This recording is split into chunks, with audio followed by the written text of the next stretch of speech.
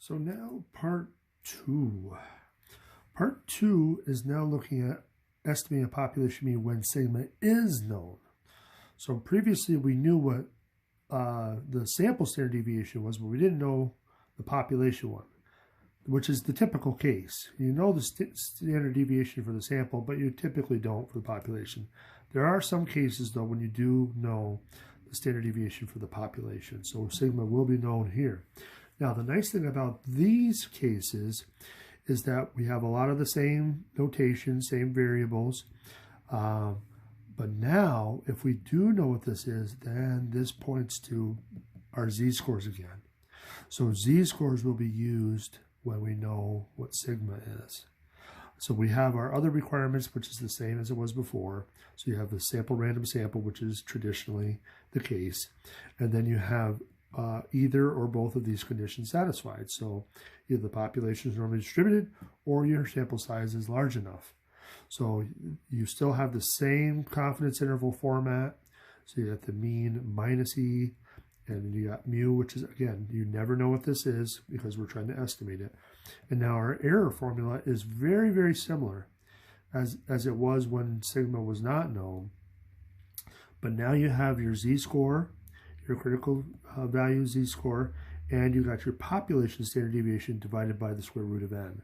So again, very, very similar. It's just the only major difference is, are you using t-scores or z-scores? That's really the big question in this section. So now once we know that we're in these types of situations, then we have some of our shortcuts that we had before. So let's try the first problem here.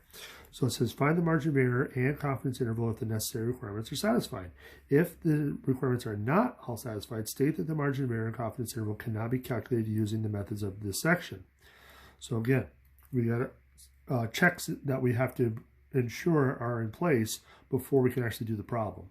So let's see, we got FICO, Fair, Isaac & Company ratings scores of a simple random sample of applicants for credit cards.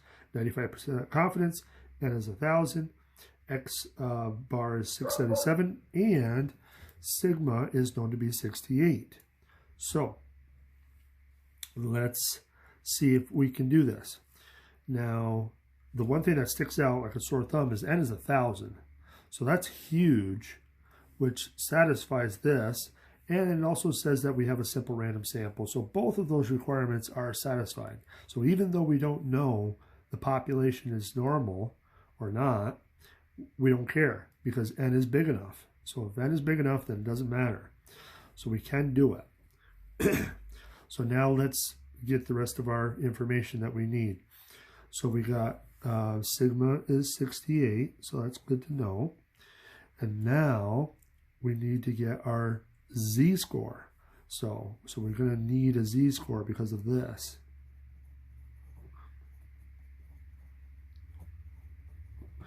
So because it's sigma, because it's the population, we need to get a z-score. So our z-score, remember, is generated from 95% confidence. Now this one's special. So z sub alpha over 2 is 1.96. So remember, we can see that quickly from our tables. So right in the bottom right-hand corner, if we're using z-scores and we have 95% confidence, 1.96. Boom, done. So that part is done. Now we can find our error. So we got our errors next. So we got 1.96 times S, which was 68, over the square root of 1,000. So let's see what that is. So 1.96 times 68 divided by 1,000 square rooted equals 4.214 blah blah blah.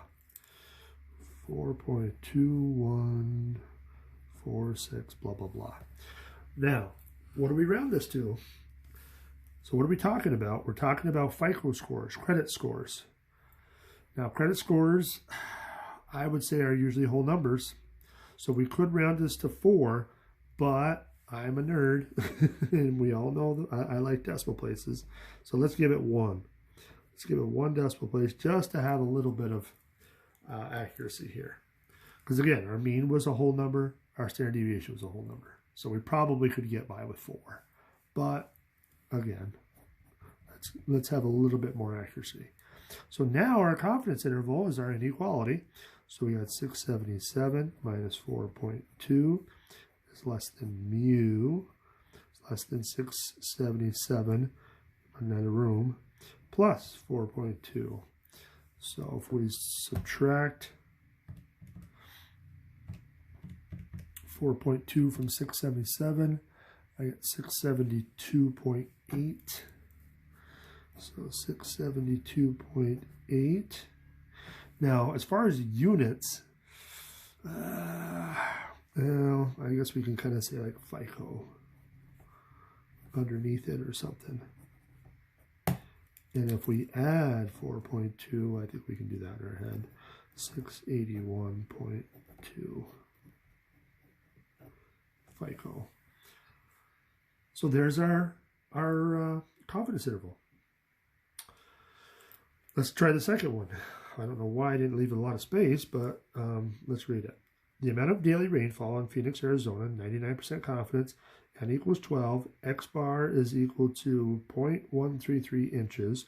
Sigma is known to be 0.212 inches. So right there we are in case 2. Because we know what sigma is, we're hopefully using case 2. And then it says the population is known to have daily rainfall amounts with a distribution that is far from normal. So that's a no-no. And so that's strike 1. If the distribution that is far from normal, that's no good. So it doesn't say anything about the simple random sample, so we're going to assume that that's true. But the problem, we are at strike 1 because the population is not normal. And what about our sample size? Our sample size is only 12, so that's strike 2. So if both of those things aren't happening, then we can't even do this. So this, our answer is, cannot be done. Oops. Cannot be done using techniques in 7.2. So, oh well. Not a problem though. So we got both conditions are not met. We can't do this problem using those techniques. All right, so let's take a look at the next set of examples. And I think I'm going to stop there and we can do these using another video. See you in the next one.